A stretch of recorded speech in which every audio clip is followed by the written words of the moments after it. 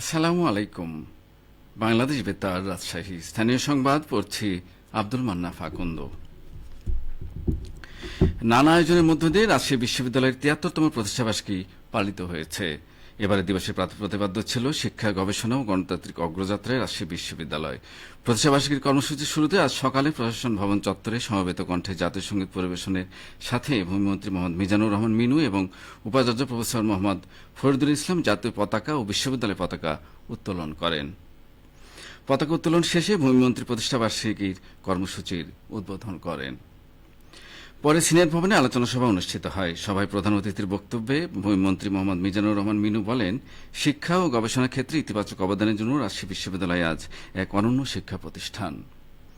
এই বিশ্ববিদ্যালয় বাংলাদেশের আর্থসামাজিক উন্নয়ন ও তার চালিকা শক্তি হিসেবে দক্ষ মানব সম্পদ সৃষ্টির লক্ষ্যে অবিরত ধারায় এগিয়ে চলেছে। এ সময় তিনি ৬৯ গণঅভ্যুত্থানে শহীদ ডক্টর শামসুজ্জোহা এবং এই বিশ্ববিদ্যালয় প্রতিষ্ঠায় গুরুত্বপূর্ণ অবদানের জন্য তৎকালীন আইন পরিষদ সদস্য মাদার বক্স ও সিরাজগঞ্জের প্রখ্যাত রাজনীতিবিদ আবদুল্লাহ আল মাহমুদ সহ যারা অবদান রেখেছিলেন তাদের কথা বিশেষভাবে উল্লেখ করেন। রাজশাহী মহানগরীতে সড়কে শৃঙ্খলা প্রতিষ্ঠা, নিরাপদ চলাচল নিশ্চিতকরণ এবং আইন লঙ্ঘন প্রতিরোধে রাজশাহী মেট্রোপলিটন পুলিশের বিভিন্ন বিভাগের সমন্বয়ে মহানগরীর বিভিন্ন স্থানে বিশেষ চেকপোস্ট অভিযান পরিচালনা শুরু করেছে আরএমপি। এই অভিযান সড়ক আইন ২০১৮-এর ধারা লঙ্ঘনের দায়ে বিভিন্ন যানবাহনের চালকদের বিরুদ্ধে মোট ৮১টি মামলা দায়ের করা হয়। একই সঙ্গে বিভিন্ন অপরাধে ৪৩টি যানবাহন জব্দ করা হয়েছে। রাজশাহী মেট্রোপলিটন পুলিশের মুখপাত্র গাজীউর রহমান বিষয়টি নিশ্চিত করেছেন। তিনি জানান, জনস্বার্থে নগরের গুরুত্বপূর্ণ মোড় ও সড়কে এই অভিযান অব্যাহত রয়েছে। এর আগে আরএমপি কমিশনার এ বিষয়ে বিজ্ঞপ্তি জারি করেন। সড়কের শৃঙ্খলা ফেরাতে ও নগরবাসীর নিরাপত্তার স্বার্থে এই অভিযান চলমান থাকবে বলেও তিনি উল্লেখ করেন। চাঁপাইনবাবগঞ্জে জাতীয় পল্লী উন্নয়ন দিবস উদযাপিত হয়েছে। আজ উন্নত পল্লী সমৃদ্ধ দেশ, সবার আগে বাংলাদেশ, এই স্লোগানকে সামনে রেখে জেলা প্রশাসন ও বাংলাদেশ পল্লী উন্নয়ন বোর্ড বিআরডিবি চাঁপাইনবাবগঞ্জের উদ্যোগে র্যালি, আলোচনা সভা ও গাছের চারা বিতরণ কর্মসূচির আয়োজন করা হয়। সকালে জেলা প্রশাসকের কার্যালয় চত্বর থেকে বর্ণাঢ্য র্যালি বের হয়ে গুরুত্বপূর্ণ সড়ক প্রদক্ষিণ শেষে একই স্থানে এসে শেষ হয়। এরপর জেলা প্রশাসকের সম্মেলন কক্ষে আলোচনা সভা অনুষ্ঠিত হয়। জেলা প্রশাসক আবু সালেদ মোহাম্মদ মোসা জঙ্গির সভাপতিত্বে আয়োজিত আলোচনা সভায় প্রধান অতিথির বক্তব্য দেন চাঁপাইনবাবগঞ্জ ৩ আসনের সংসদ সদস্য মোহাম্মদ নুরুল ইসলাম বুলবুল।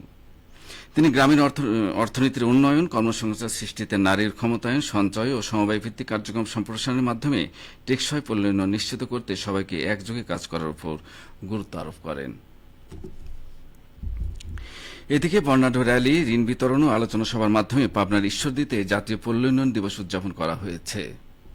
আজ দিনব্যাপী উপজেলা প্রশাসন ও উপজেলা পল্লী উন্নয়ন বোর্ডের আয়োজনে দিবসটি উদযাপন করা হয়। দিবসটি উপলক্ষে উপজেলা চত্বর থেকে একটি বর্ণাঢ্য র্যালি বের করা হয়। র্যালিটি বিভিন্ন সড়ক প্রদক্ষিণ করে পুনরায় উপজেলা চত্বরে এসে শেষ হয়। পরে উপজেলা পরিষদ হলরুমে আলোচনা সভা অনুষ্ঠিত হয়। সভা শেষে পল্লী উন্নয়ন দিবস উপলক্ষে ঋণ বিতরণ করা হয়। উপজেলা নির্বাহী কর্মকর্তা হাসান মোহাম্মদ সোয়েবের সভাপতিত্বে অনুষ্ঠানের প্রধান অতিথি হিসেবে উপস্থিত ছিলেন পাবনা ৪ আসনের সংসদ সদস্য আবু তালেব মণ্ডল।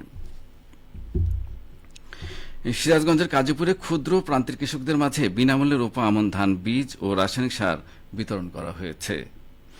আজ গাজীপুর উপজেলা কৃষি অফিসের উদ্যোগে এই প্রণোদনা বিতরণ করা হয়।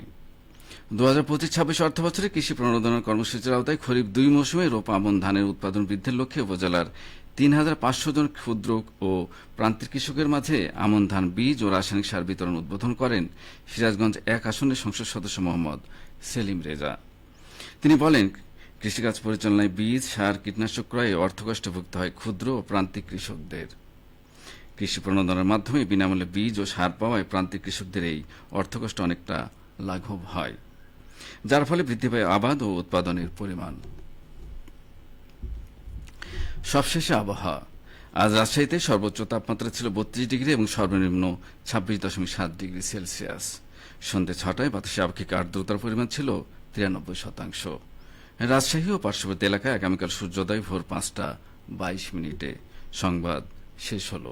আমাদের পরবর্তী স্থানীয় সংবাদ প্রচারিত হবে আগামীকাল সকাল ৮টা ১০ মিনিটে।